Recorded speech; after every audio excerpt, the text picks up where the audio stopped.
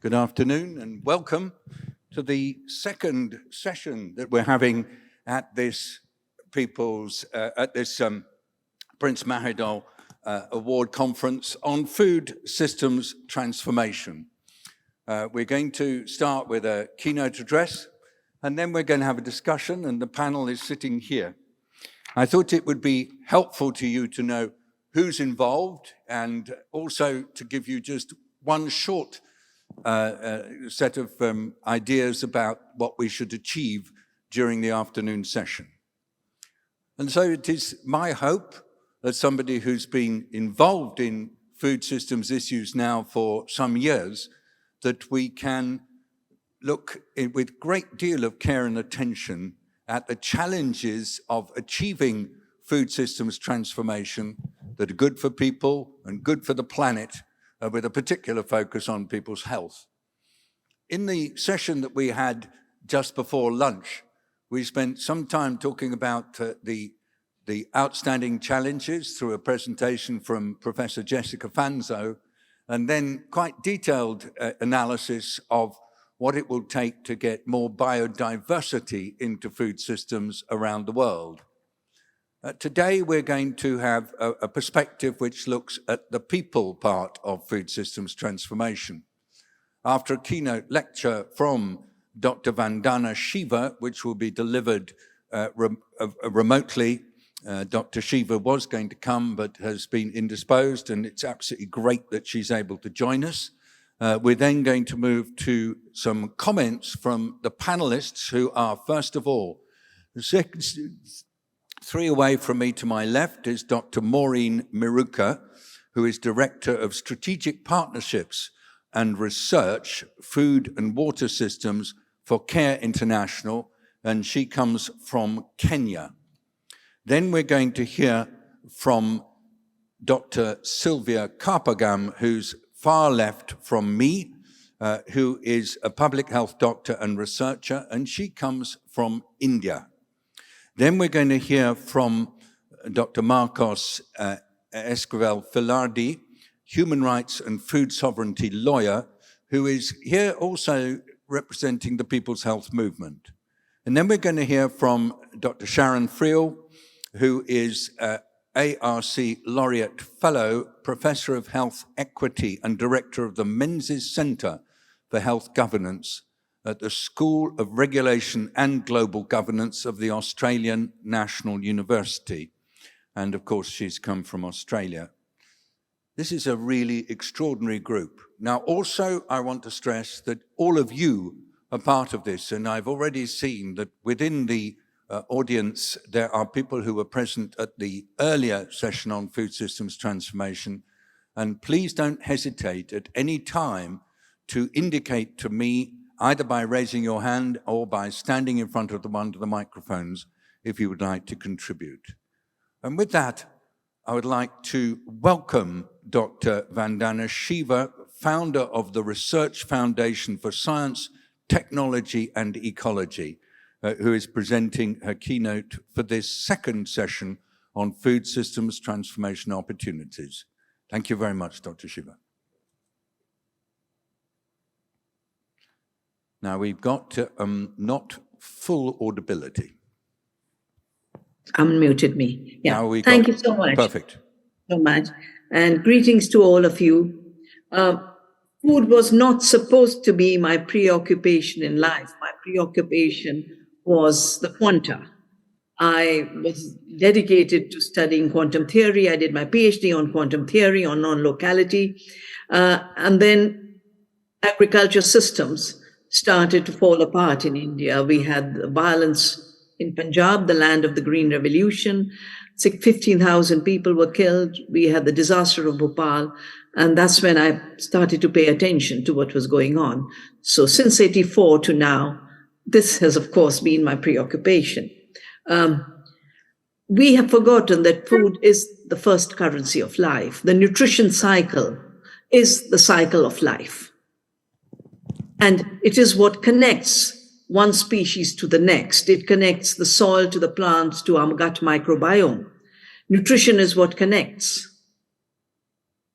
the biodiversity system to the climate system, because at the end of the day, it's the disruption of the carbon cycle, the nitrogen cycle, that is what we call climate change.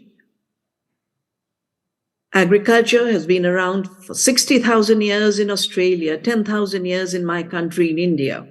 And we did not have a food system crisis. We had famines, but that was because of extraction.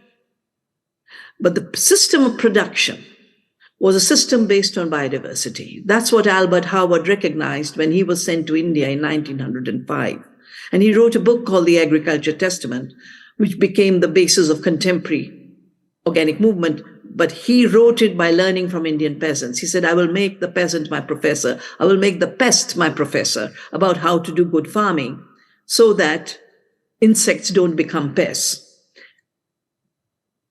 The disruption of the food system begins first by commodification and secondly by fossilization.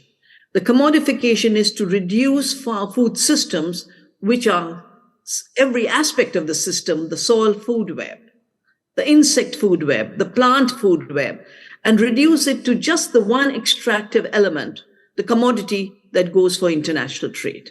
It, of course, began with colonialism, but has continued to go that path. But food is not a commodity. Food is the source of life.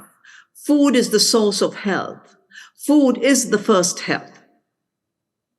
The second disruption begins with the introduction of fossil fuels, bringing external inputs and turning what are regenerative cyclical systems into dependent systems on heavy resource use. My studies on the Green Revolution show that 10 times more water is used for chemical farming than the same amount of production of food. You don't increase the food production per unit water. It's water intensive. That is why across the world, wherever chemical industrial agriculture has gone, you have a water crisis. In fact, water is the limiting factor in agriculture, not land. We've got immense land, but it's the lack of water that makes for lack of food.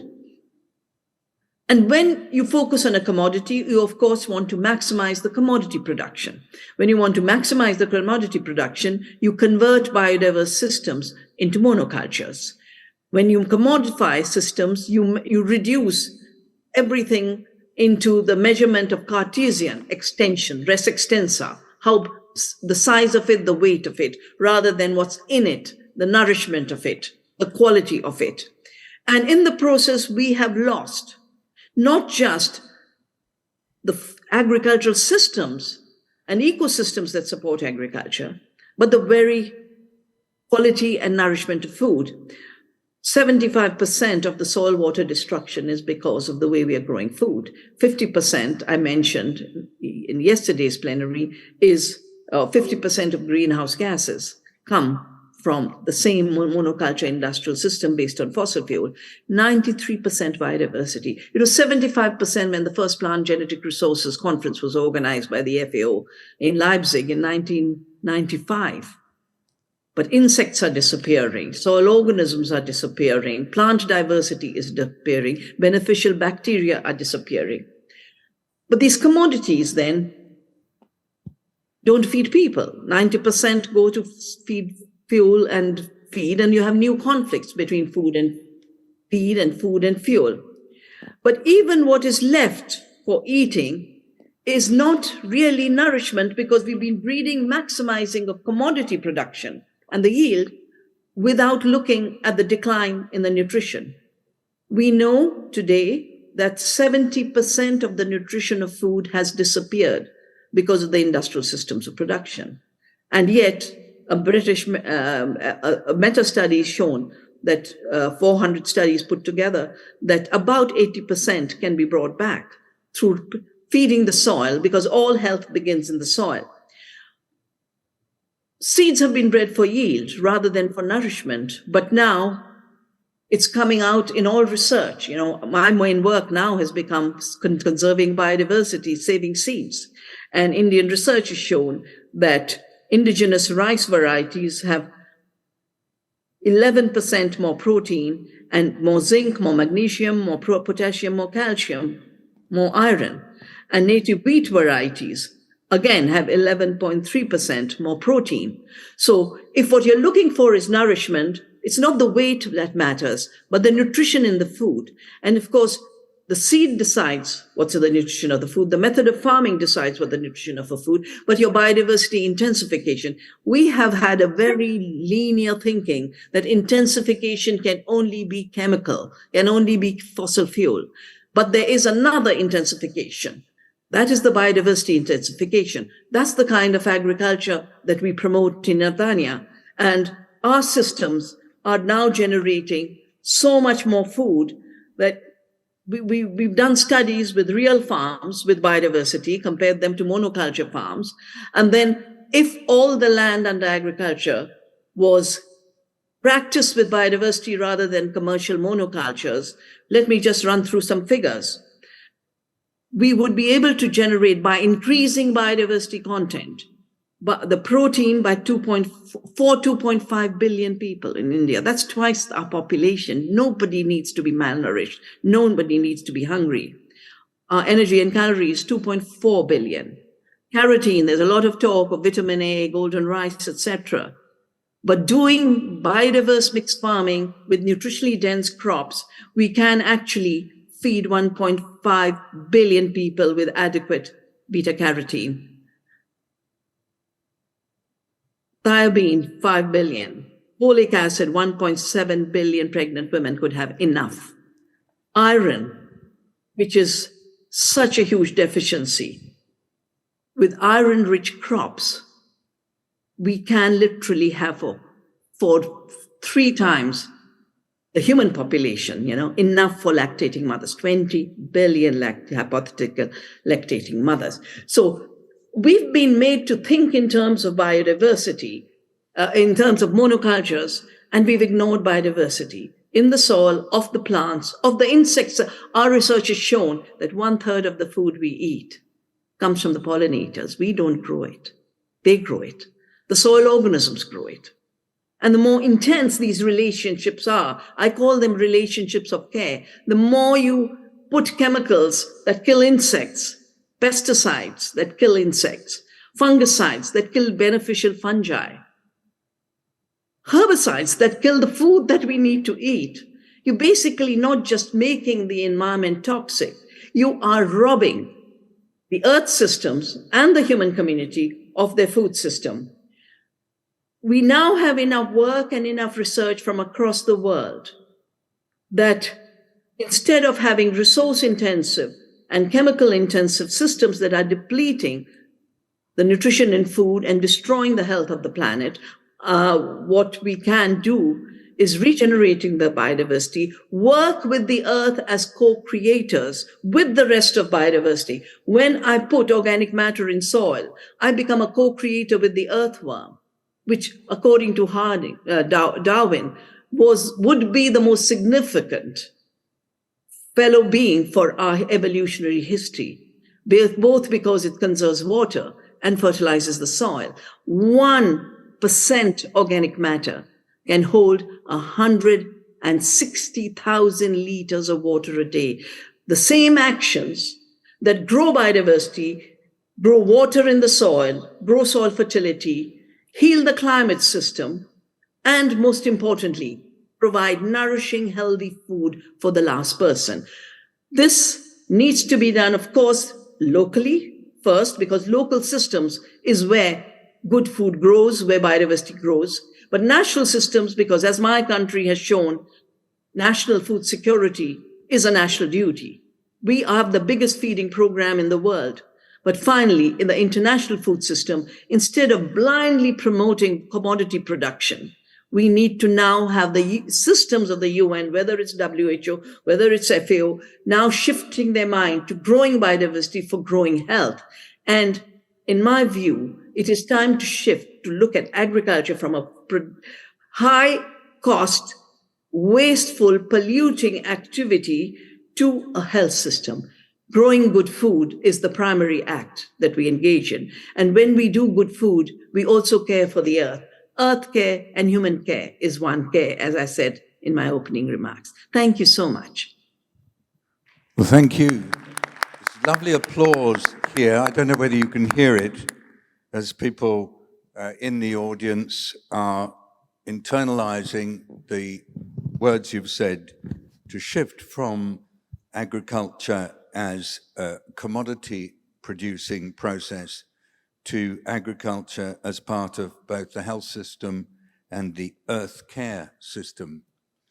And I've asked the panel if we can both share our perspectives and also react to the comments from Dr. Shiva, both in the opening keynote yesterday and now today, which is really making and calling for quite a significant change in the approach. I mentioned who our panelists were, and I'd like to start, if it's okay, with Dr. Maureen Miruka. Dr. Maureen has been working with Care International in Nairobi for some time, as I said, but I find that she's also got a history of work with the Kenya Africa Agriculture and Livestock Research Organization, with a particular focus on women's voices, empowerment, health equity, and climate justice. And Dr. Maureen, you have the floor now. Thank you. Hello? Yep, perfect. Yeah, great. Yeah, thank you so much for that introduction. And thank you, Dr. Shiva, for setting the context of this conversation. And I would like to begin with something you talked about, localized systems. And I'm going to cover 3 areas that I think are important as we look at food systems transformation. And one of the ones I was going to begin with is actually focusing on locally developed, pathways for interventions in food systems, where we've seen through the COVID-19 crisis that communities and local actors really stepped up during that time when it was difficult for food and trade, to occur, and developed local solutions for response, either to whether it is to health or to the food availability and access, itself.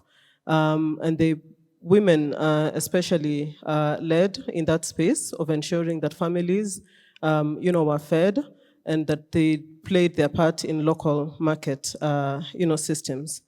And so with these extensive capacities to adapt and innovate at local level, and that this means that they, looked at the safety nets that were, provided at that time, looked at shorter value chains, that could play within the local markets at that time, and people had to pivot on production choices at that particular time. We have to take the lessons that were learned through this difficult experience during the COVID-19, not just COVID-19. We've had the disruptions that happened with the Ukraine war, and also in Africa and other parts where I come from, we had locust damage, and then of course we've had a prolonged drought, and as we speak, we are speaking about a 5th failed season around that. And so in enhancing locally developed pathways, we then need to look at finances, ensuring that finance and funding actually goes down to the ground as much as it should to continue to develop those pathways, that we advance the localization agenda as well as locally led, adaptation. So for us at Care International and Care USA, where I specifically work for, only that I'm based in Nairobi, which is home, and I love to be based there. One of the themes that we have is to be globally led and globally scaled, and locally led.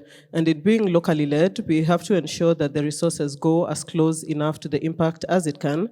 And this means seeding, the power of an international NGO and ensuring that the partners we work with on the ground in our food systems, health, and other programming and climate change actually have the resources, to work on the ground. The second major thing I would like, to talk about, and that I have been dying to hear about from the time we began this conference is inequality, specifically gender inequality, and I would also talk about other inequalities that we experience. And would be preaching to the converted, I believe, if I began to talk about the statistics that we have showing the contribution of women to food production, to value chains, to nutrition. And we have the numbers to show us that if women had the same access to resources, inputs, and knowledge as men have, then food production would increase by 20 to 23 percent.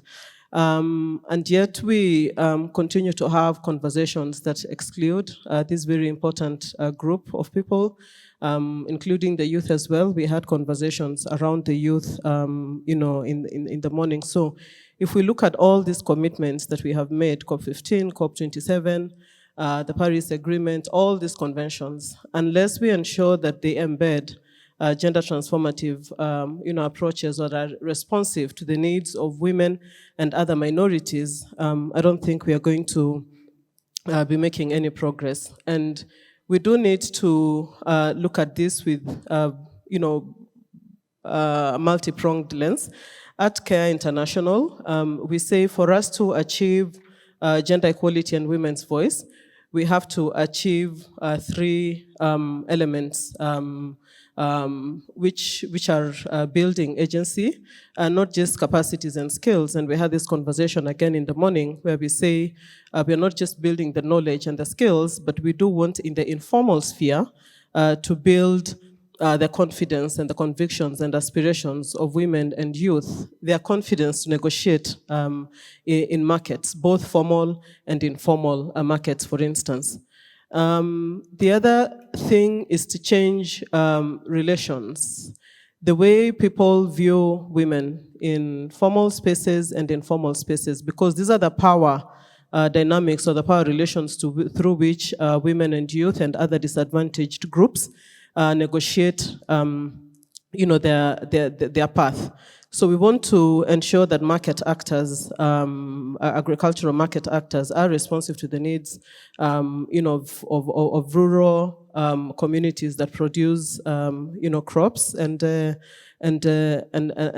livestock, and that we also, even at CARE, we have been challenging ourselves that we really are good at looking at agency and looking at relations and influencing how men and women engage, because we have to have men on this agenda, but then we need to be transforming the structures. And by structures, I begin just like by challenging PMAC in the next PMAC conference to have a section on gender, not embedded in the partnerships and collaborations, but looking at gender inequality and other inequalities as a theme overall that would bring together health, climate change, agriculture, and market systems. We have to transform those structures. We have to have women and youth and all other, minorities in decision-making organs, As we say, people are highly dependent on their localities to produce their food, to produce their income. They have the perspectives, and we have to work with them, but also bring them, to the table where they make decisions on how, their lives, on how to preserve, their own heritage and access to healthy, diets. And just as I'm talking about gender inequality, I'd like to talk about the other inequalities because they overlap. And that is where we talk about intersectionality, ethnic and racial. We have seen in whichever country we come, whether it is developed or developed or developing or underdeveloped nations, people who are the minorities, if they are Black, Latino, they will have less access to basic services, social protection, healthcare, education, and incomes, and they are almost always exposed to the harmful environmental and systemic, issues that have happened in the recent past. And so I know we have covered inequalities in different sorts of ways, and you're going to talk about some of those, but it should run in within all of the themes that we present in a forum like this. And so I'm there again making a rallying call for us to consider the structures and how we bring people on board. Income and economic inequalities is another, as well as the geographic, spatial and environmental between the rural and the urban.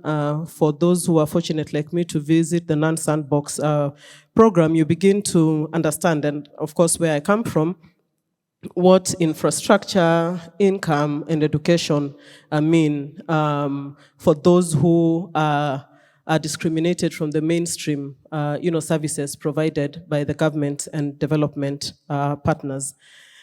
And so in looking at inequality, I'm going to call for us to have a human rights approach. Development is a human right.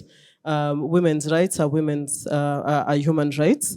Ethnic, racial rights, of course, are human rights, and we do want to have a people-centered human rights approach, to doing things and ensuring that people are involved in decision, the disadvantaged are involved in decision making, and that we also develop democratic tools for measuring inequality and for measuring involvement of women and youth and others in food systems. So at CARE, we have used the outcome mapping approach, where we have looked at the outcome challenges and the progress markers. You have to work with the communities to look at if we increased food, if you increased food and we worked with you, what do you look at these changes being? Both food and nutrition security outcomes and gender equality outcomes, and being able to measure that change using community perspectives as well as other well-developed tools such as the Women in Agriculture Empowerment Index. Lastly, I have a few seconds to go, but I want to quickly say that we then have to move beyond, we have to walk the talk and ensure that we bring all the partners on board: health, environment, agriculture and market systems, gender equality, and the relevant government departments, and look around the and work on the siloing that we currently see in these sectors and develop programs to be able to do so. So when I speak next, I will speak about a program that we're implementing in Southern Africa that brings all of these stakeholders together. Thank you. Thank you very much indeed, Dr. Maureen. Big hand for you, because that was so exciting that you complemented Dr. Vandana Shiva's presentation by stressing that you are focusing on local markets, local safety nets, but perhaps the thing that I took away most strongly was that you feel that food systems will not be transformed without structural change in the position that is afforded to women and youth within development activities, within governance, and this means that a structural transformation is absolutely essential, and you advocated a human rights approach to advancing food systems transformation with a lot of emphasis on inequalities and metrics to demonstrate that. I hope that was a reasonable synopsis of a very rich presentation. Next, we're going to hear from Dr. Sylvia Carpegam.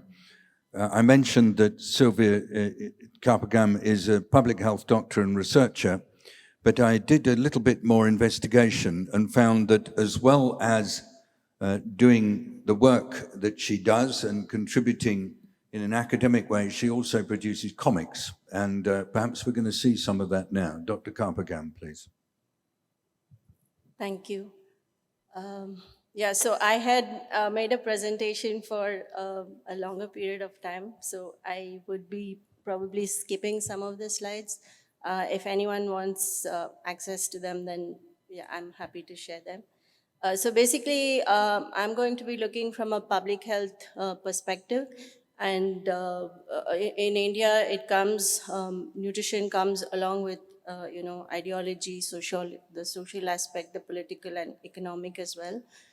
And also important for us to understand, like just as we have a definition of health, as the WHO has been promoting for a long time. We also have a definition of violence in the context of food, which is, again, the violence creates physical, psychological, social, economic, spiritual ill health, even though there is no visible or measurable kind of injuries or wounds. And the kinds of violence in the context of food could be many. You have, coercion, you can have manipulation, you can have erasure, imposition, segregation, discrimination, and abuse of law, silence, complicity, collusion, and all of these are different forms of violence.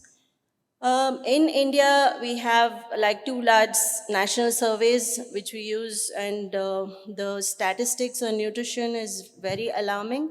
And we expect that this would have worsened, not just because of the pandemic, but because of the very rigorous lockdown that we had, because most of the social security schemes shut down. Even now, they haven't picked up. We have very high levels of stunting, undernutrition, women and men with low body mass index, almost equal to a starvation kind of a diet. And this is much more among the marginalized communities in the country. These are the broad nutritional deficiencies. And it's important to understand that when malnutrition is so high, it's unlikely to occur in isolation. So you might have a clinical, child with clinical signs of vitamin A deficiency, but the child is also likely to have protein deficiency and a host of other micronutrient deficiencies. We also have data on the kind of food that children are consuming, children up to their adolescence, which is again very concerning. Most of them do not have access to a minimal acceptable diet. There's very little dietary diversity, very little consumption of iron-rich foods. And as you can see, the consumption of flesh foods is just 1%, and eggs, again, is very little consumption. And diversity basically means at least 4 out of 6 food groups. And all of these are important, from a nutritional or health point of view. We do recommend that all of these food groups are very important. And these are what we call the nutrient-dense animal source foods, mainly of animal origin. Again, nutrient-dense foods come from science. They don't come from prejudice. They do have most of the essential nutrients. They are bioavailable, they're digestible, and they have better quality of nutrients like vitamins, minerals, essential fatty acids. And also many of them are cultural foods. In many systems, like definitely in the Indian system, animal source foods are a very sustainable model of food production. It supports traditional livelihood and economy, and it is not dependent on corporates. And and it is much superior to lab-based foods or fortified foods. And in the PMAC note on food systems transformation, they placed red meats along with sugar, which I think I would like to place on record an objection to that. I won't go into this. So I would like to specifically talk about caste and vegetarianism in the Indian context. It is very deep-rooted. It is a system of one community which identifies as vegetarian, which also comes with a host of other markers. So it's not only that I'm vegetarian, but I'm also superior. I'm also more ethical. I'm also have a higher thinking. I'm cleaner. Whereas you who are a meat eater are more polluted, more dirty, more likely to be criminal, more likely to be lustful. So there's a lot of association with meat eating and vegetarianism, which is very ingrained within the caste system.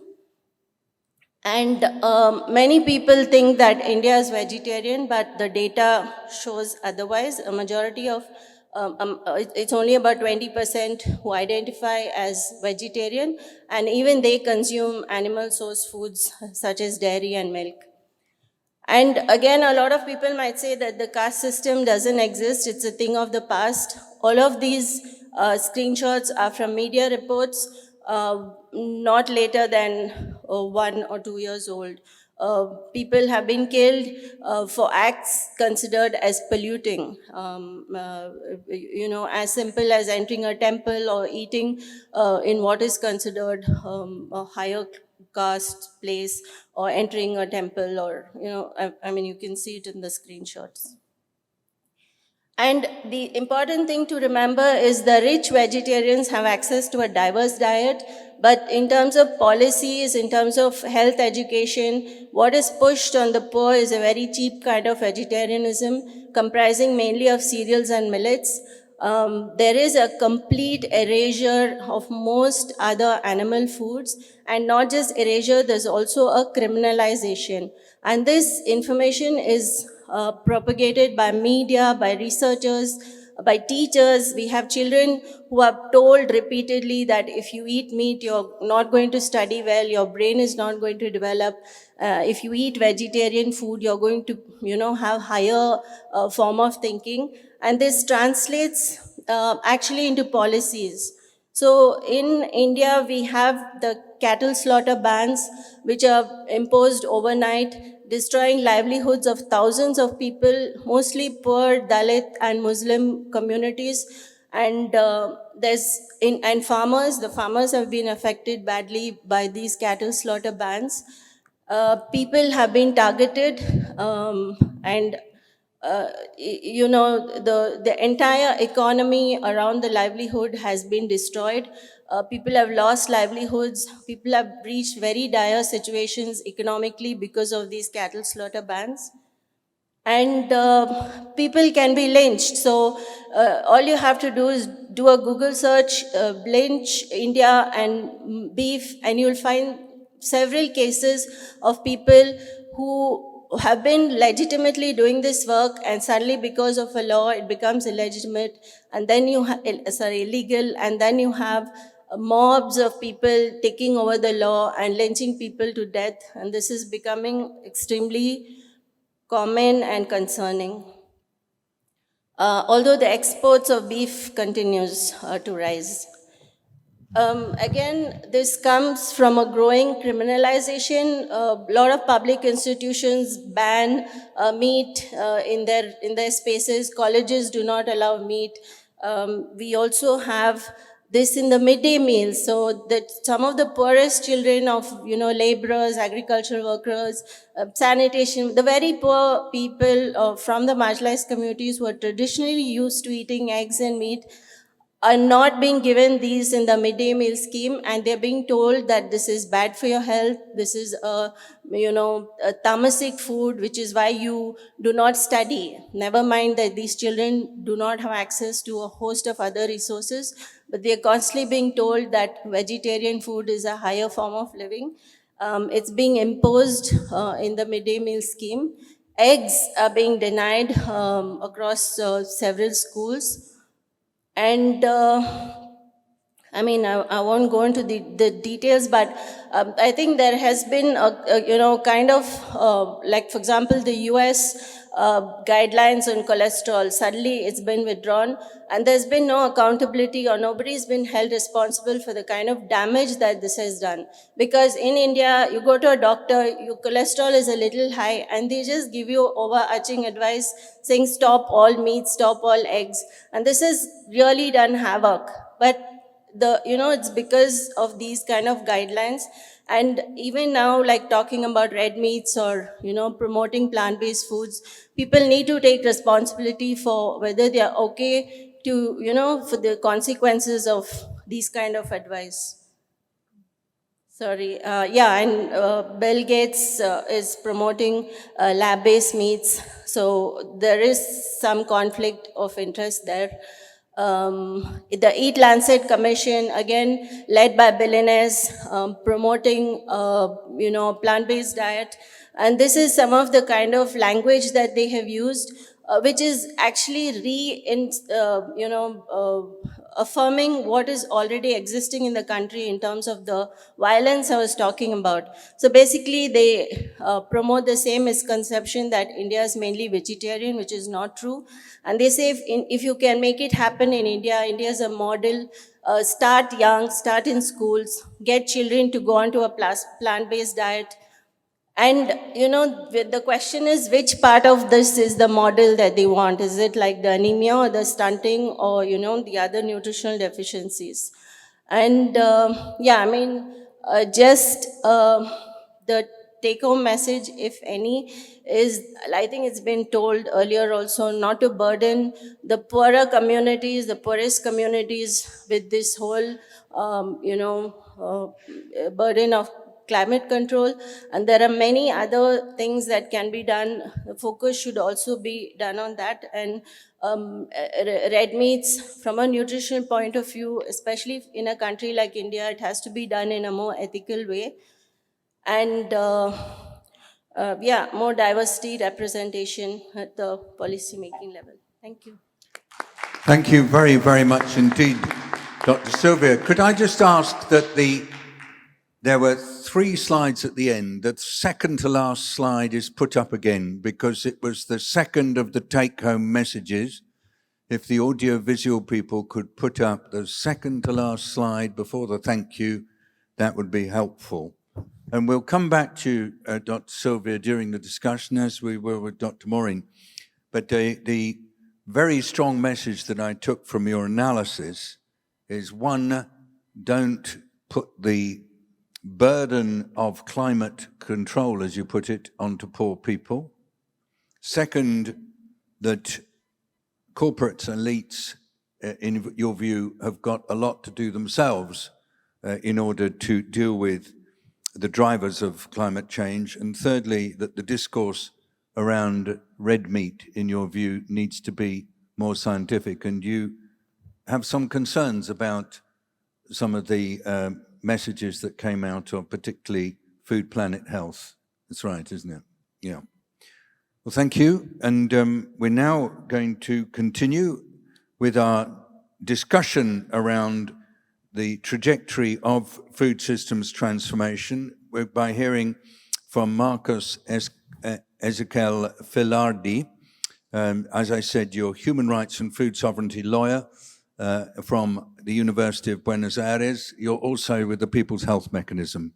Marcos, you have the floor. Thank you, David. First of all, I would like to thank PMAC for the invitation, and particularly PHM, a movement I am very proud of belonging to, for promoting my participation in this space, and to share this space with such distinguished panelists, and particularly with Vandana, whom I know and admire too much. So thank you again for that. I think that from the previous interventions, it's quite clear that the dominant capitalist global food, agro-industrial food system is responsible for biodiversity loss. It has been clear in the previous interventions, is one of the main drivers of the climate crisis we are facing. Vandana clearly stated 50% of the emissions are attributable to the dominant global food system. And at the same time is responsible for the burden of disease. It has been clear in the previous presentations that non-communicable diseases are clearly associated with the ways in which those food items are being produced today, particularly with the use of GMOs, agrotoxics, and chemical fertilizers, but also on the flagship product that this dominant system puts in our tables, which is the ultra-processed foods. And why do I say that this is the flagship product of the dominant system? Because that's where the food industry, highly concentrated, can get its greatest margin of wealth, of profit. Because they tend to use raw materials produced at scale. They would add sugar, they would add salt, they would add fats, and they would add different chemical additives to make it palatable, to make it deliberately addictive, with terrible consequences in our health. We say that those food items, not food edible items, are good only for the shareholders of the industry, but very, very bad for our pupils because they are clearly associated with the global pandemic of obesity, overweight, and chronic diseases associated to that obesity and overweight. And all this disaster is done in the name of feeding the world. Such a laudable aim, but this has not happened. After the Green Revolution and after the introduction of the GMOs, we have 1 billion people going hungry. We have 2.5 billion people who are obese or overweight. We have 3 billion people who cannot afford a healthy diet, as was said today. So, and apart from the environmental degradation, we destroy the forests, the wetlands, and the jungles to give room to monocultures. We destroy the fertility of the soil. We destroy the pollinators, as Vandana clearly said. Apart from that, the social consequences, because it's the greater producer of inequality. Actually, we have profits for few, great violations to the great majorities for all. So, in one word, as Bill Mollison, one of the founders of the permaculture, used to say, the greatest problem of industrial agriculture is that it was not aimed to produce food, but to produce money and to concentrate that money in very few hands. And those hands are every time fewer and fewer. Actually, this is the thing we should focus on. If we talk about the dominant agro-industrial system, we know that only 4 corporations control the seeds, control the GMOs, and control the agrotoxics in this technological package. I sell you the seed, but I also sell you the agrotoxic that goes along with that seed. Only 4 corporations.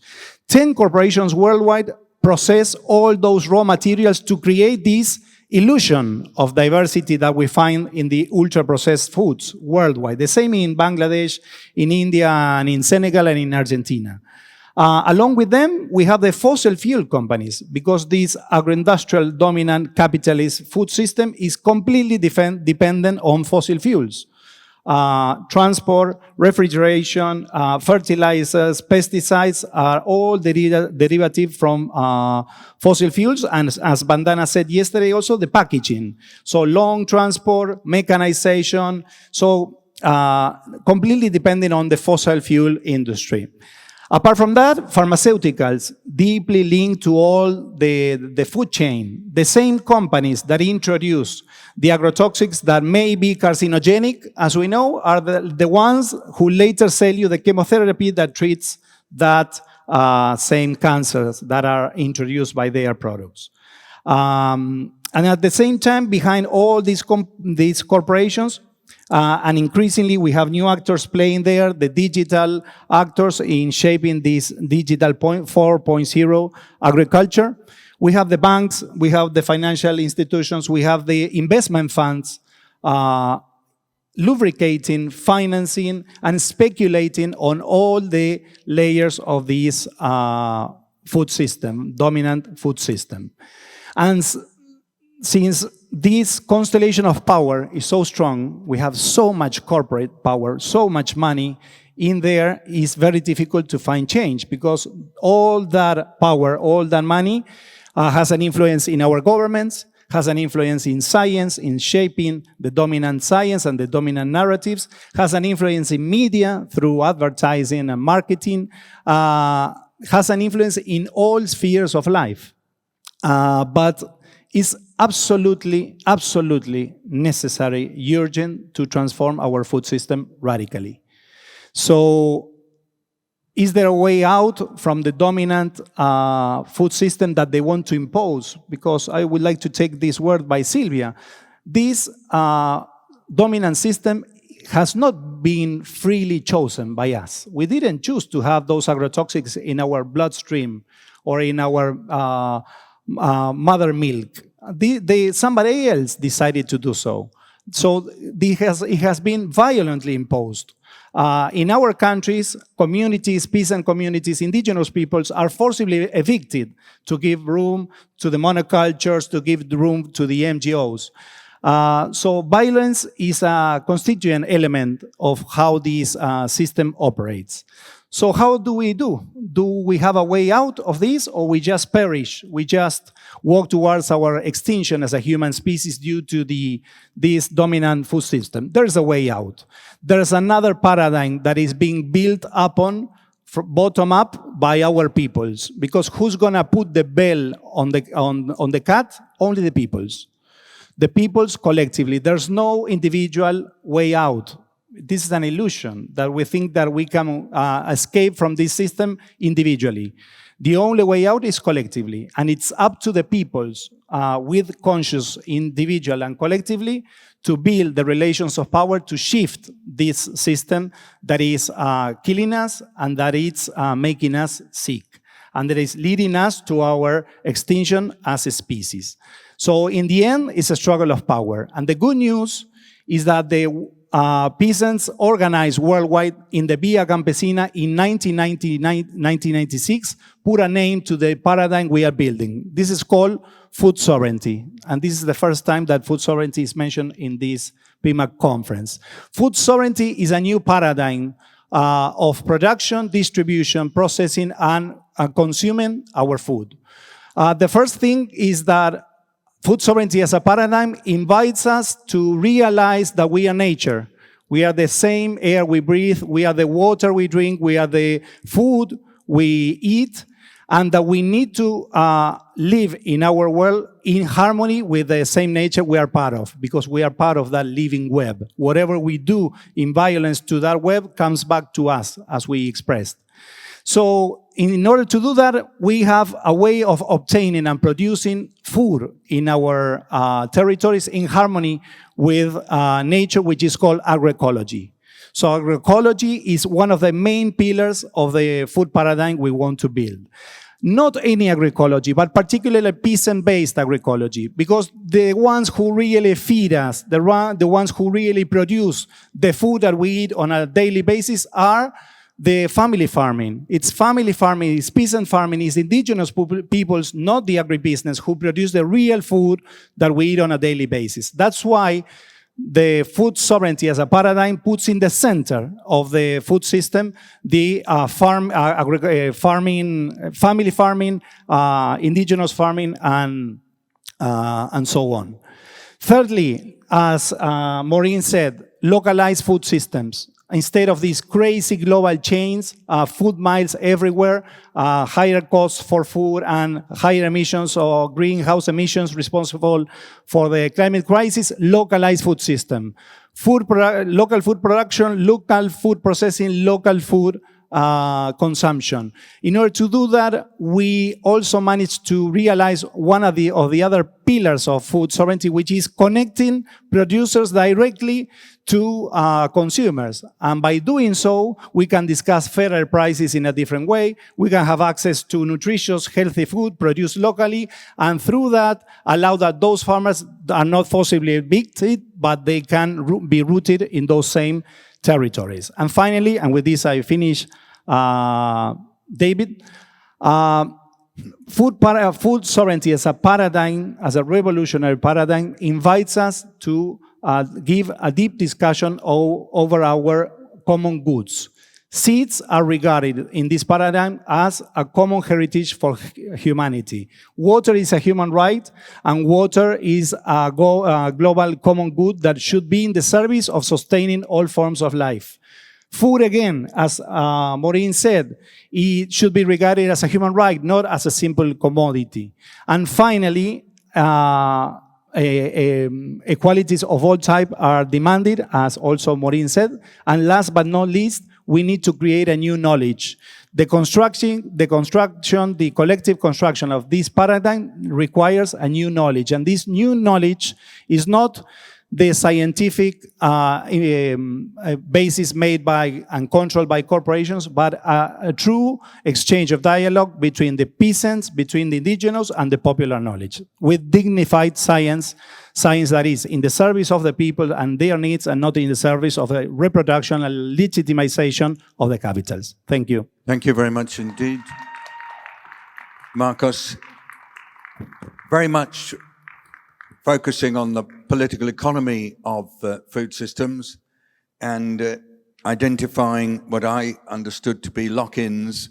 You said government and science, media and marketing buying into a narrative which, from your perspective, is a violent imposition of the wrong food on people. There is a way out. It's food sovereignty with localization, with living in harmony with nature, and with common goods rights and a focus on a different way of organizing knowledge.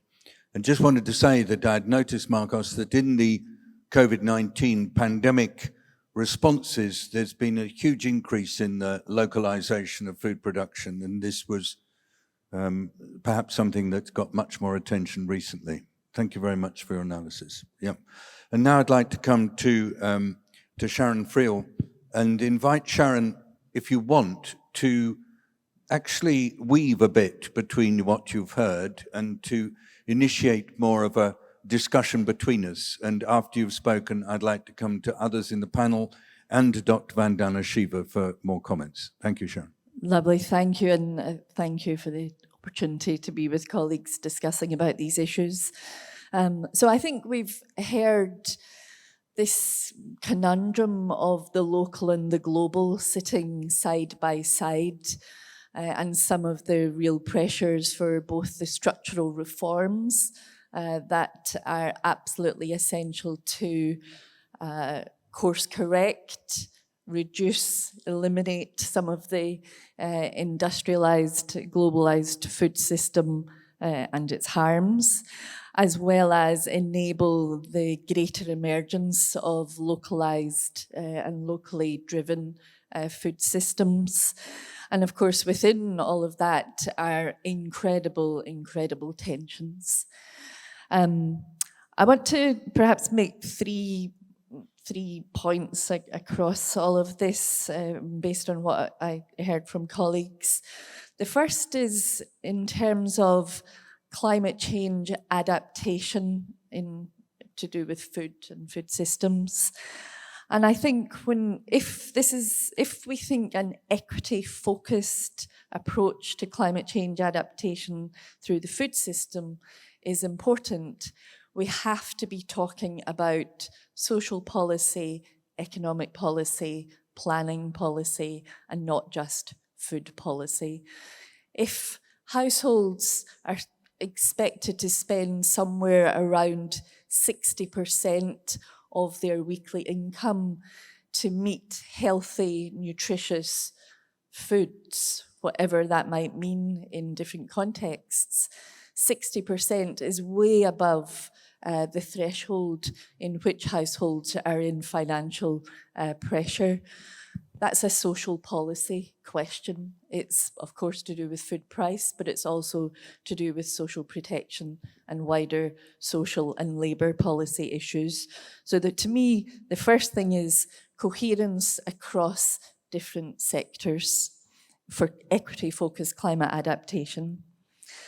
But then, if we're going to do anything about mitigation through the food system that is both health-oriented, environmental-oriented, and equity-oriented, we have to address all of the issues that other colleagues have been speaking about. So we've got to do something about that corporate capture, both in terms of the narrative, the paradigm, the structures, and the processes. We've also got to, we've just heard about, it's not just about commodification, it's the financialization of the industrial food system. BlackRock, Vanguard, State Street, three of the biggest financial investors in the world, own round about 30% of stocks in fossil fuels, and they own around about 30% of stocks in agribusiness. Imagine what would happen if they divested, if they said, we are no longer going to invest. But of course, that is not what they are currently doing. So we do have to think about financialization. I won't speak more about the corporate capture, but I think for us to understand it, and then the elevation of and much greater support for food sovereignty, local food systems, connected into local trading systems, etc. I think understanding that the sort of the design of the policy table, we've spoken, well, I've spoken, others have spoken about being at the table, being at the decision-making table. Well, I wonder, can we think about who decides what's on the table before we even think about getting to the table? So who decides what's on the table? How do we get to the table? And who gets to the table in the context of healthy and sustainable and equitable food systems? And I do think we've heard a number of different strategies. We've heard about coalitions, we've heard about different policies, we've heard about ways, I mean, the beautiful analysis that you presented, I think the framing of an issue. And I want to just, I suppose, help us think about ways of acting, and there are lessons from history of ways of acting and what those actions might look like that recognise the different interests, the different ideas and the different institutions that are at play in all of this. I mean, if you just think of at the global level for the global food systems, WHO, FAO, WTO, the World Bank, for example, there are many others. There are interests associated with nutrition, there's interests associated with economic development, there's interests associated with development more broadly, there's interests associated with the environment. There's interests to do with human rights, and they're all competing with each other. Well, they're all swirling around. Some of them are in alignment and some of them are competing with each other. And all of the different institutions that are there and different actors that are there trying to advance those interests are using a whole load of different strategies. So for us, if we're concerned about healthy, sustainable and equitable food systems, let's think about how we narrate the possibility and embed a healthy and sustainable food system. And we've got to consistently speak about a healthy, equitable and sustainable food system. We can't shorthand that to food systems. We've got to keep reinforcing the narrative, healthy, equitable and sustainable food systems.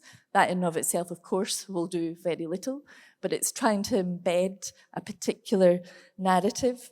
Whenever there's an opportunity that arises to speak about, can we think about trade agreements, because we know that they matter for the environment and we know that they matter for nutrition. Right now, trade agreements are being renegotiated around the world. New regional blocks are being developed around the world. And for the first time ever in my lifetime, my professional lifetime, there is a discussion about healthy and sustainable food systems in trade agreements. Now, colleagues will say trade agreements in and of themselves are not a good thing. And that's a much bigger discussion that we can have. But there's an opportunity to amend a legally binding policy, which is a trade agreement. If a country signs up to a trade agreement that has a healthy and sustainable food systems chapter, they have to do something about healthy and sustainable food systems. So we use the evidence to demonstrate why these things matter. We frame a healthy and sustainable food system and the types of actions that we want to see. We frame that in ways that cut through, that grab the attention of the public and the political elite. We shop it around. We know the lessons from history with the Framework Convention of Tobacco Control. There wasn't any traction happening within trade, for example, within the WTO. It moved for discussion into the World Health Organization. It moved in. So you find the communities where there is an appetite for change and make use of that. The discussions that we've been having around COP, is COP the place to go to have these discussions? Should we go, shouldn't we go? Well, that's a strategic analysis that needs to be done to understand where traction might be taking place. And then, of course, using our institutional power being, consultations that happen around food systems.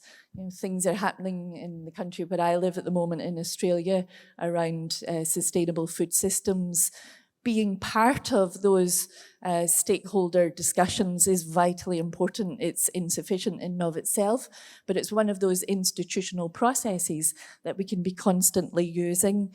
We've seen the making space, which is what has happened with the food sovereignty movement, I think, where that paradigm was not on the table. And so a new space, a new institutional space was created, which helped bring that up. And that was also done, of course, through coalition building. And then the final point that I would say in the sorts of approaches is model mongering, is the way I describe it, is making use of every single possibility that arises to embed, plant, and normalize this new narrative and this new paradigm that we're here speaking about of healthy and sustainable food systems. So I hope that perhaps gives us some...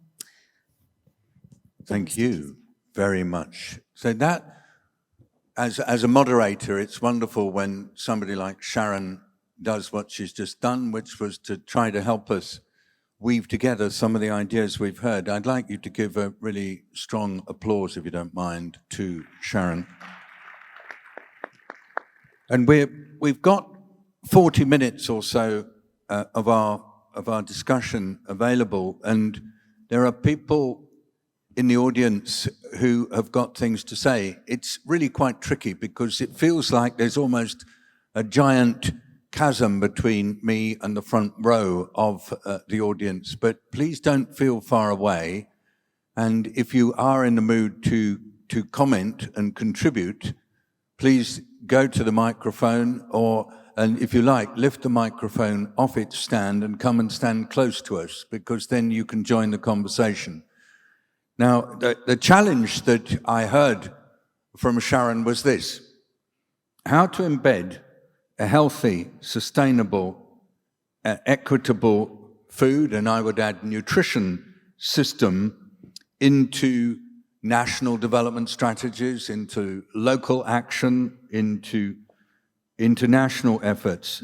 But she also said you can't do it independently of what's happening on climate, what's happening on biodiversity, what's happening on health, and what's happening also on power relations. Secondly, I heard her say that by trying to answer that question, it can lead to looking at the tensions that exist within these really complex systems issues in a different way. And the third thing and last thing I picked up was, and look for opportunities everywhere to try to influence it, and be selective and be imaginative, because you will find some, and we heard some examples of that. And that gives me the cue, just for a minute or two, to share with you something that I've been involved in. In 2020, I was asked by Dr. Agnes Kalabata to help her organize opportunities for food systems dialogues in relation to the 2021 Food Systems Summit. The People's Health Movement and others said, we actually are not going to participate in that summit. And that decision actually had a huge influence on the summit. It just shows that sometimes when you want to influence a process, collectively deciding not to participate can be immensely powerful. But they left the Special Rapporteur on the Right to Food, Michael Fakhri, to participate in the advisory committee of the summit and also in the implementation group of the summit, which made it even more powerful because Michael brought the positions of the People's Health Movement into discussions around the summit. And I think overall that had led to a really interesting set of exchanges at country level in relation to the summit. For example, in Philippines, where members of the People's Health Movement did take part in the dialogues and actually led to quite a radical shift in the thinking. That wasn't meaning to call anybody out. I just think it showed that the boycott was quite interestingly applied and well applied. One other thing is to say that several countries, through their dialogue process, not only tried to find ways to address the issues of the lock-ins that were described by Marcos, but actually looked at the issue of food sovereignty all over again. And I'd just like to call out Mauritius as a country that decided to actually change its legal basis and to introduce food sovereignty more strongly. I'm not going to say it's to do with the summit. I think it's more to do with the work of the People's Health Movement. But it's happening. It's happening bit by bit in different places.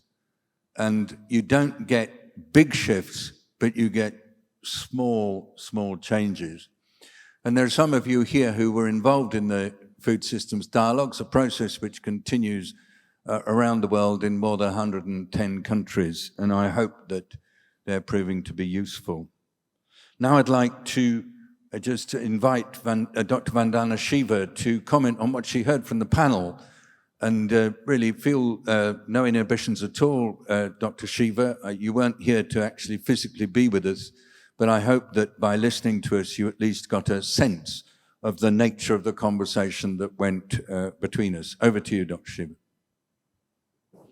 Thank you, David, and thank you so much to the panelists. From the issue of the recognition that women feed the world, even though it's not recognized. I remember in '98, I was in Bangkok to give the keynote for the FAO conference on Women Feed the World, and all the data showing that with much less resources, women produce actually most of the food that nourishes us. I remember a Nigerian data on 5% land, women produce 50% of the food. And the 50% of the remaining food comes from the remaining part of the land. And that applies globally, that 75 to 80% of the food we eat, not the food that's traded on containers, the food we eat is local, is produced by women, is biodiverse. And that's the real food system. That's the one that needs protection. That's not the one that needs transformation. The one that needs transformation is the one predating on this and not producing food. I have come to the conclusion that the dominant system is not a food system. It's not feeding people. It's not nourishing the planet. It is, of course, as Marcus said, feeding profits. And that is now, all limits to profits are being removed as the reflection that food is not just being industrialized and globalized, but financialized. And that is vital because when the 2008 financial crisis happened, that's when the banks jumped on two aspects of life that are vital no matter what. Land and food. That's when the big land grab started, then the commodification of land started. And that's when the food financialization started. And most, Arab Spring was really a food rebellion. It is a food revolution, but it got named Arab Spring. They were really bread riots because the price of bread had risen so much. So I definitely think the issue of financialization of food is very important.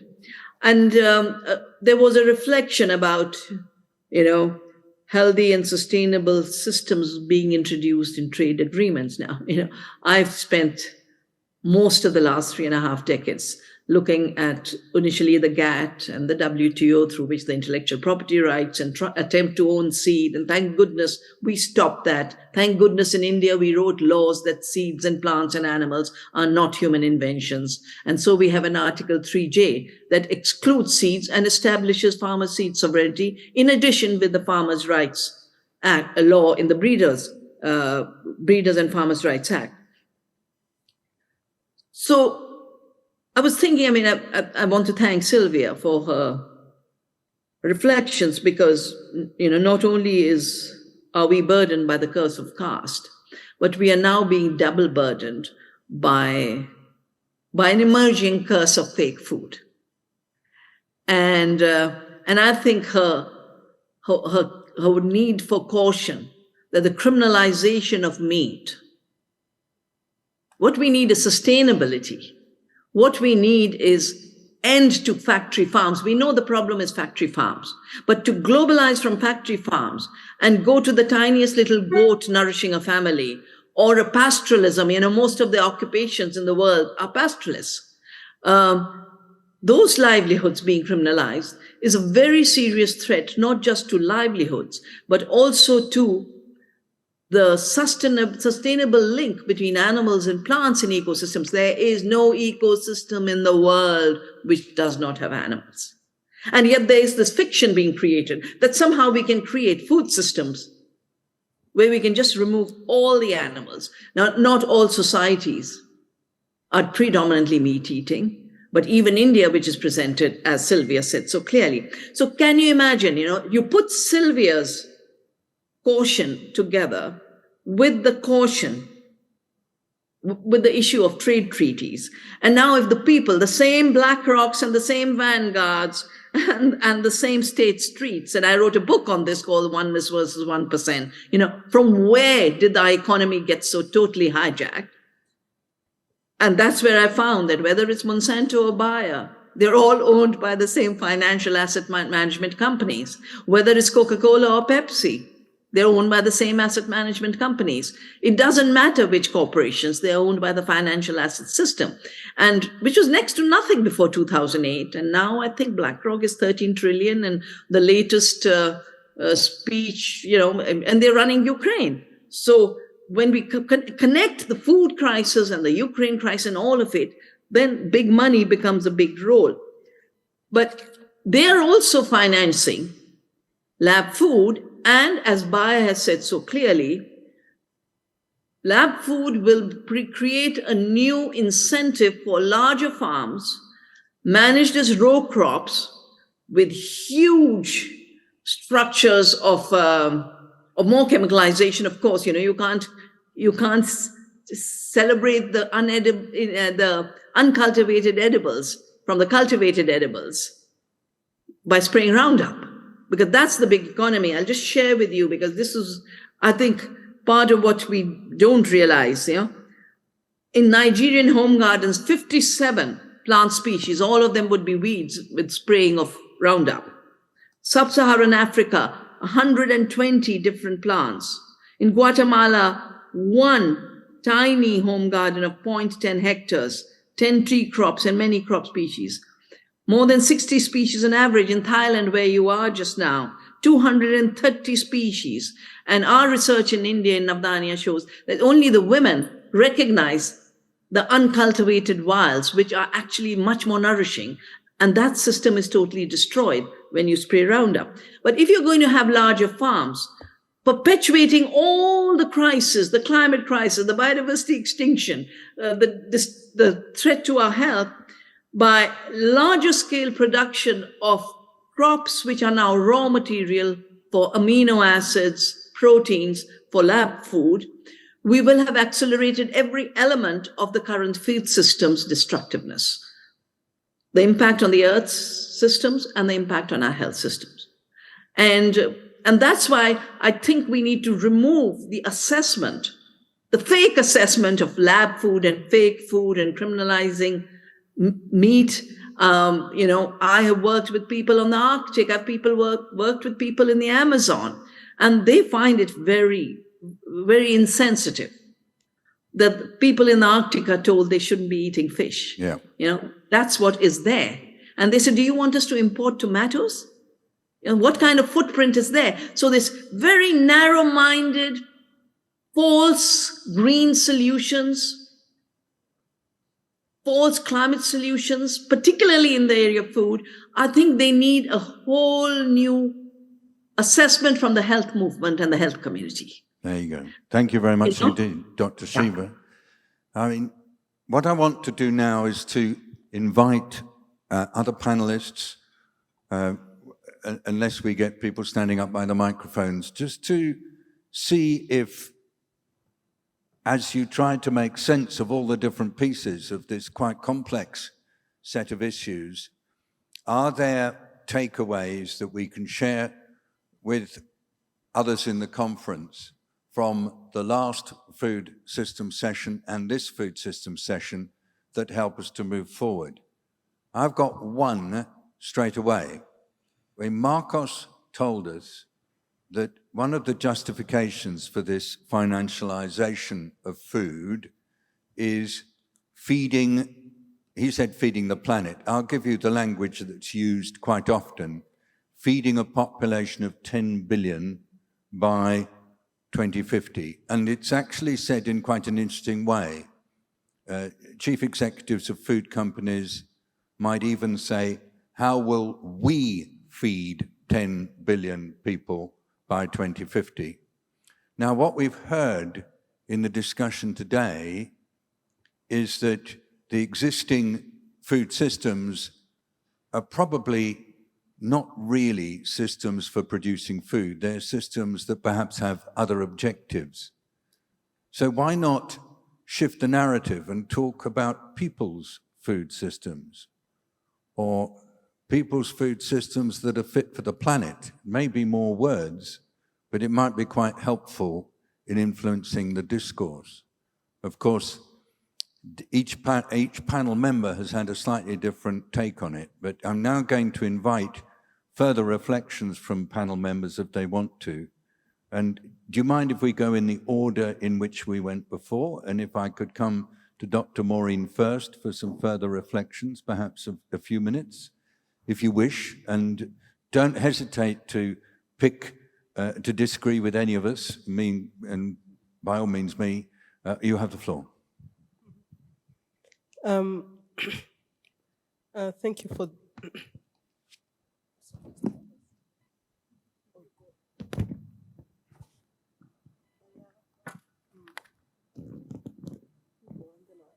Water.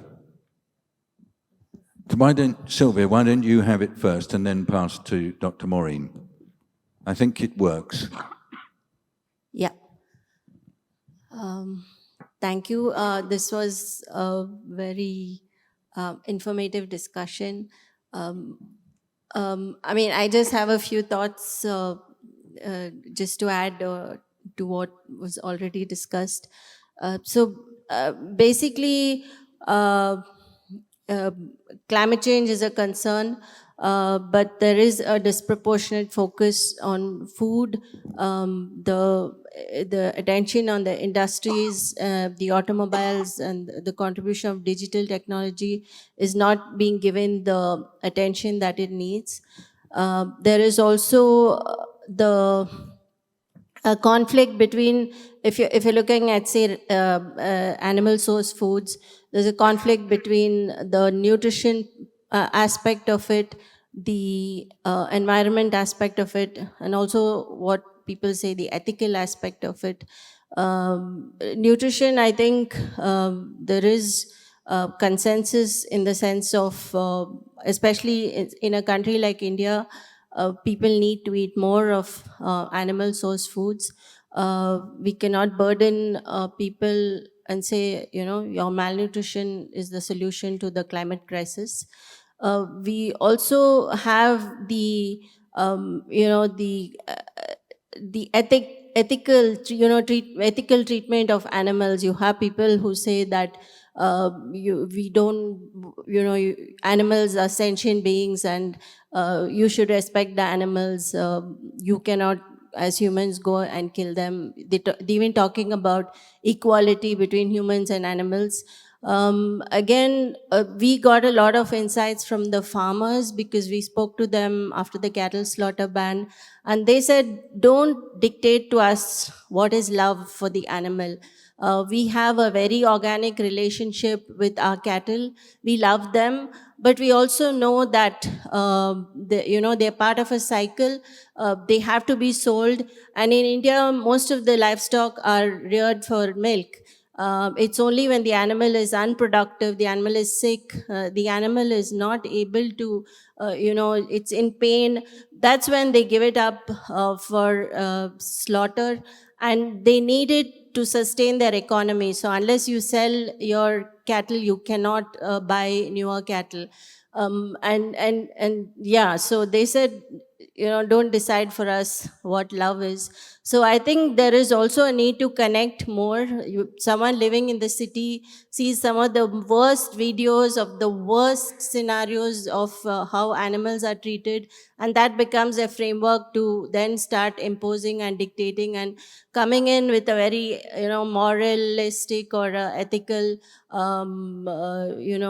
approach on people who have a different understanding of love or ethics. Yeah. Thank you very much indeed, Dr. Sylvia.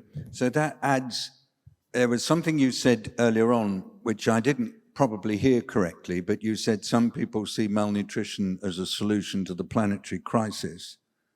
I just want to say that that's quite an important statement. You know, we are in the midst of a really profound food and nutrition crisis in the world at the moment. I only say that because it's one of my responsibilities, is to be leading the food work stream of the United Nations Global Crisis Response Group. You know that there are 6 places in the world that are known to have approaching 1 million people altogether living under famine-like conditions. We have to be careful on the language. This is a really bad situation. You know that there are tens of millions of households in the world that have slid into deeper poverty, probably taking them back collectively to where the world was in many places in 1990 as a result of the current extraordinary impoverishment crisis that's underway. In addition, farmers that need fertilizer to produce their food are finding it super hard to access that fertilizer without paying 2 or 3 times the price they normally pay. Of course, that's having a huge impetus to encourage organic cell nutrition, but at the same time, it's not good for livelihoods. So this is a really difficult time for global nutrition and for farmer welfare. So thank you very much indeed, Dr. Sylvia, for reminding us that actually the farmers have got a lot to tell us about cycles of life and what matters. And last point is just, I learned from my time working in this region the absolute importance of poultry for smallholder farmers who perhaps only produce 3 months' worth of food from their land each year, and it sometimes is threatened by climate. And so what do? They use poultry as a kind of short-term savings bank, and it's absolutely vital. I don't know whether that's true in your experience, Dr. Sylvia, but poultry matter, in my understanding. And now, Dr. Maureen, how are you doing? Great, thank you. And maybe I'll use the time that I have the mic to say the air conditioning has been brutal.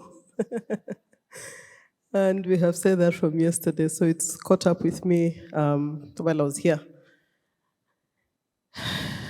Yeah, I mean, as I was closing before, I said I was going to get this opportunity to share that I'm privileged to be part of a consortium of institutions, both from the global north and south, both academic and research and development, such as ourselves, undertaking a huge initiative funded by the EU called Foster Health, Food Systems Transformation, for One Health. So we're just beginning the program, and it's got pillars that look at the intersection between health and climate change and food systems and gender and social norms. And that is how I think we are all going to walk the talk with regards to making the intersections and what that means for food accessibility, use availability, and health outcomes.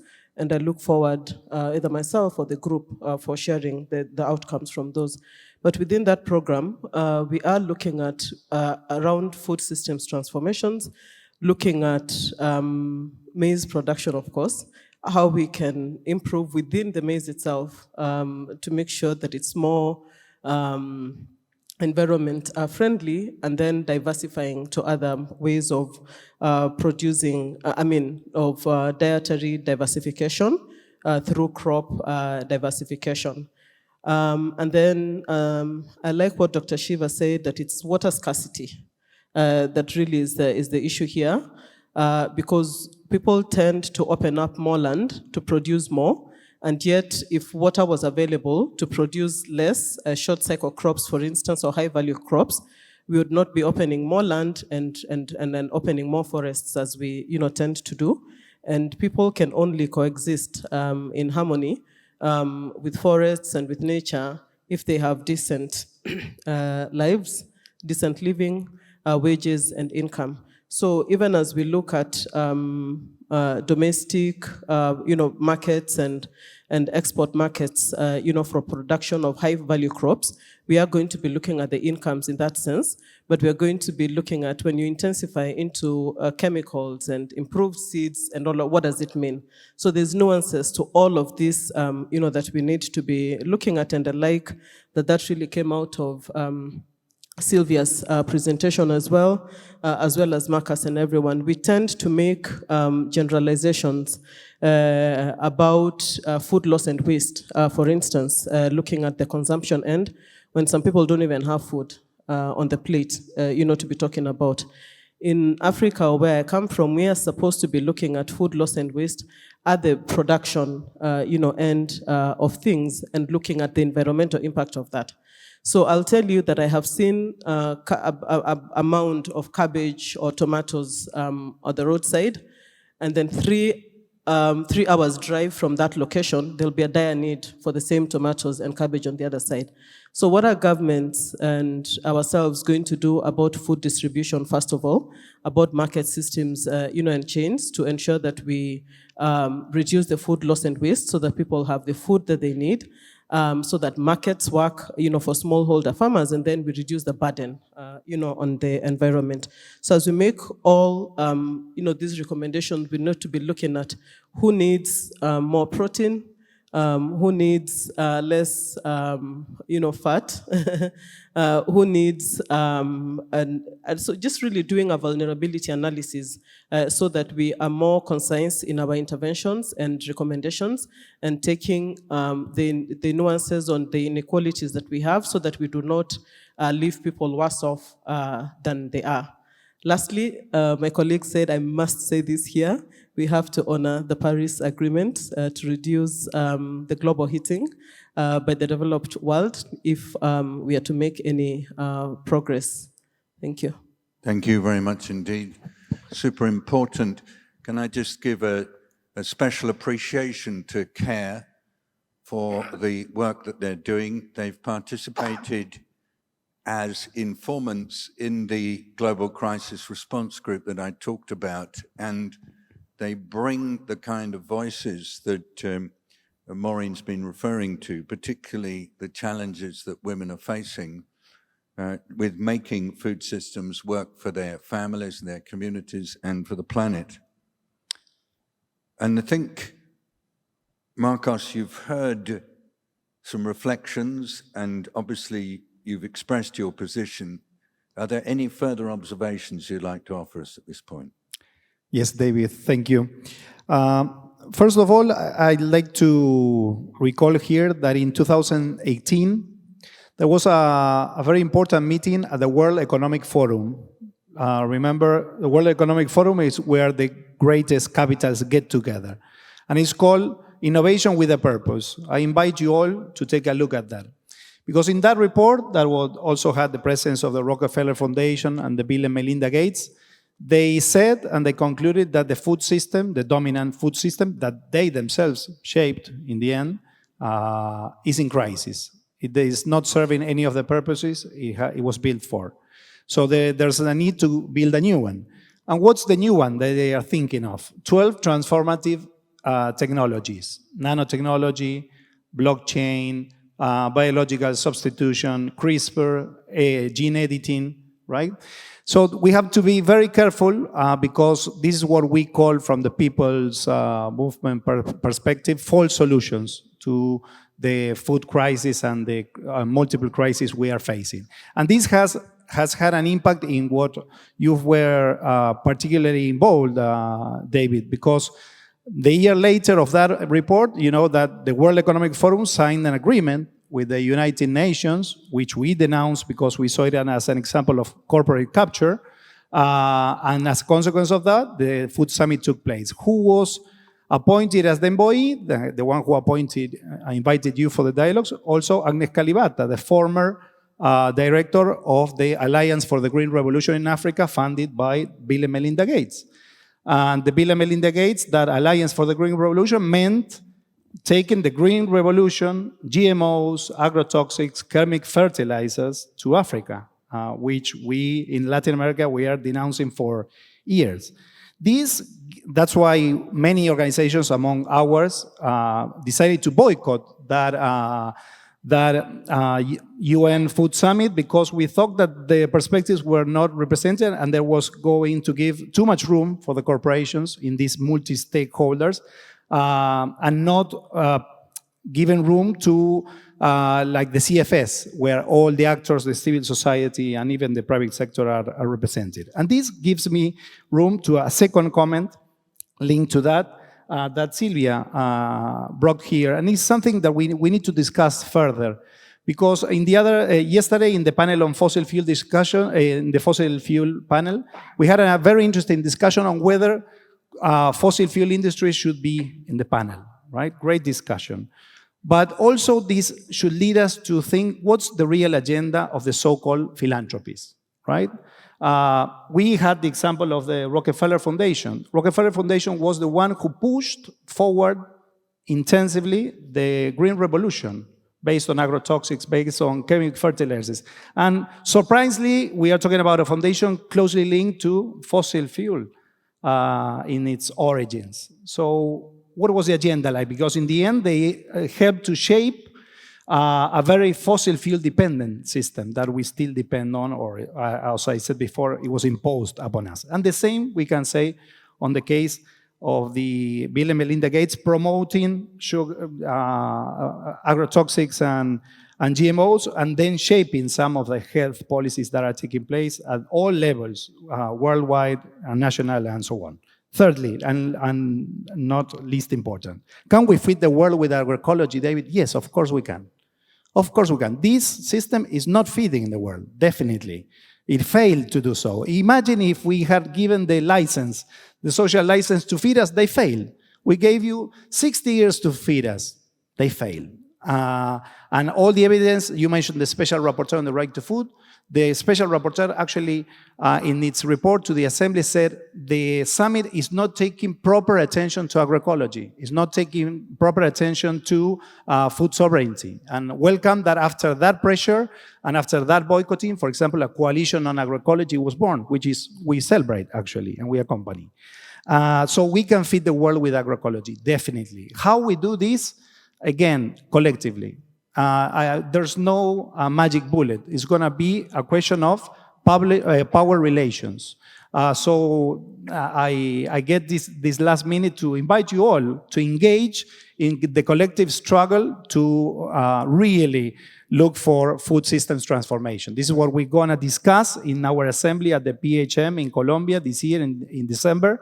So I want you all to be and join this conversation, because we need to find a collective engagement, mobilization, and organization so that the will of the majorities, a people's-centered food system, food system for people, shall be more powerful, the desire of the peoples, than this global oligarchy that wants to be richer and more powerful than ever before. This is one of the greatest scandals we are facing today, an unprecedented scandal of concentration of wealth and power in very few hands that later end up shaping and legitimizing their policies. Thank you.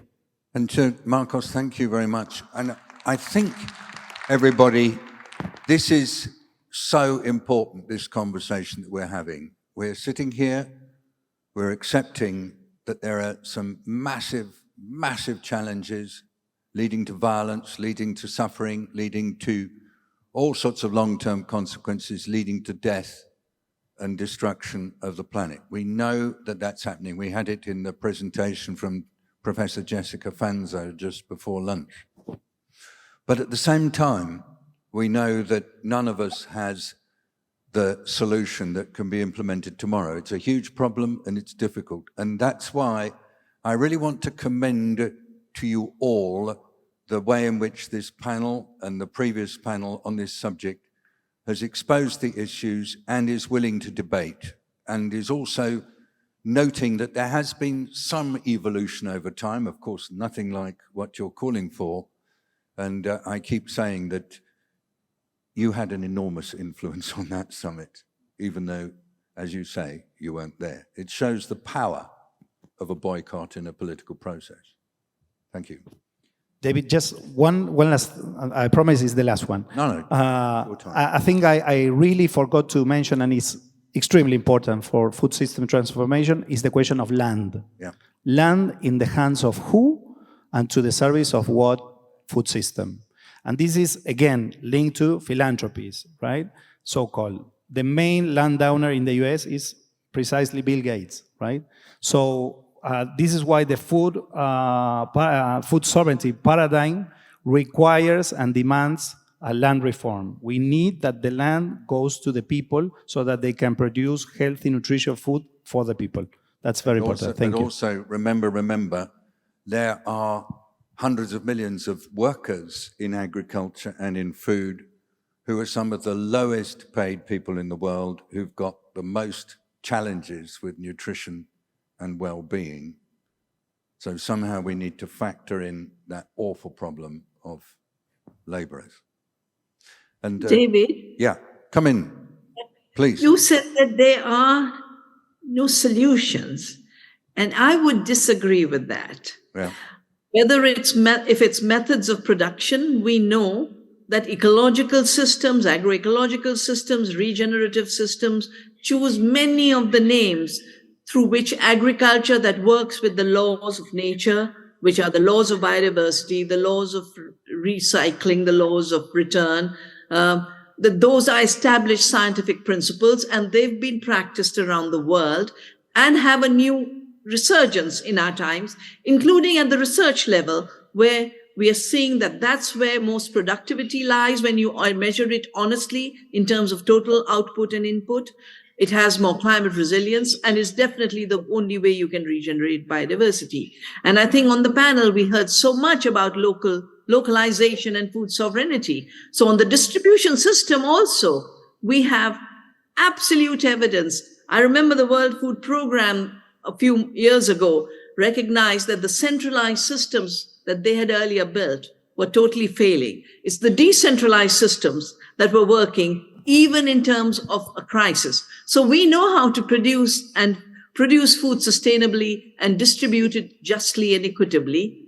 The point is, where is the block? And that's where the hijack that has been referred to again and again and again by the speakers on this planet, that if you allow a handful of billionaires to just find the next way to make more money at the cost of the planet and people, we will have a degeneration of both the planet and our health. And to me, that's the issue of not just how do we make decisions. You know, all living systems are one self-organized. No living system can work without a membrane that creates its boundaries with other living systems. And then the intelligence to decide how to interact. Now, those three qualities, the minute you destroy them, that's what deregulation is about. And the minute you destroy them, you will get farm workers living under horrible conditions, but worse, or farmers displaced from their homes and made landless to become farmers in US, for example. You know, it's all the displaced people who are now today described as climate refugees are actually, people displaced from their land from a very, very brutal system. And we will have to address that. Also, I think Marcos pointed out the issue of, Standard Oil worked with IG Farben to make the chemicals that worked in Hitler's Germany and now are the agri-chemicals. But you know better than anyone, David, that big agri-chemical companies and big pharma are the same companies, the same buyers. Now that concentration of power is the democratic question that we need to address. It's the health question, it's the climate question, it's the biodiversity question, and it is the biggest challenge of our times. So there are three major sources of private capital going into all this, just three. Talk about concentration. Thank you very much indeed, Dr. Shiva. I'd like to give the last word to Sharon Friel. I hope you don't mind. And we've only got 2.5 minutes left, but it'd be lovely for your final reflections. So we have 7 years before we hit 1.5 degrees Celsius, before we get past the tipping points. So the sorts of transformation that colleagues have been calling for is vital. We haven't spoken about the shifting geopolitics, and we haven't spoken about China. We must bring China into these discussions. China is so vitally, vitally important going forward. China and some of the control of the systems that we are speaking about is front and center. Let's not just think it's some of these corporate players, the state-owned enterprises, and particularly when we're thinking about water and land. So China has to be part of these discussions. And my final remark is the power of discourse. David, you reminded us of how some of the companies are speaking about how do we feed 10 billion people by 2050. And in that sentence, they have invoked two things. One, that they are helping solve the problem. And two, they are invoking the population debate. And I'm going to leave it at that. But it's a very powerful way of framing an intervention by a company. And for us to be able to, from a public health, from an environmental, from an equity perspective, to know that that's what that sentence is all about. And to be able to have a strong counter-narrative and a strong process for exposing that for what it is in order to have a people and people-centered food system. Thank you, Sharon. It's about discourse, it's about narrative, but most of all, it's about people. Thank you all very much indeed for being with us for 2 hours this afternoon, or for 4 hours if you take the two sessions together.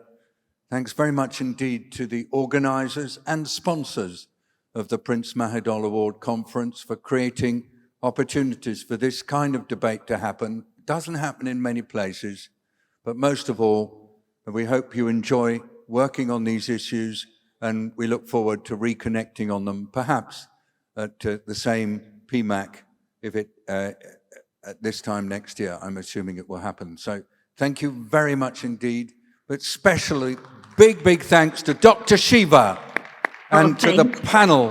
And I'd particularly like to thank Dr. Maureen, Dr. Sylvia, Dr. Marcos, Dr. Sharon, and in particular also Dr. Sylvia. All of you, thank you very much indeed for being with us. Bye-bye.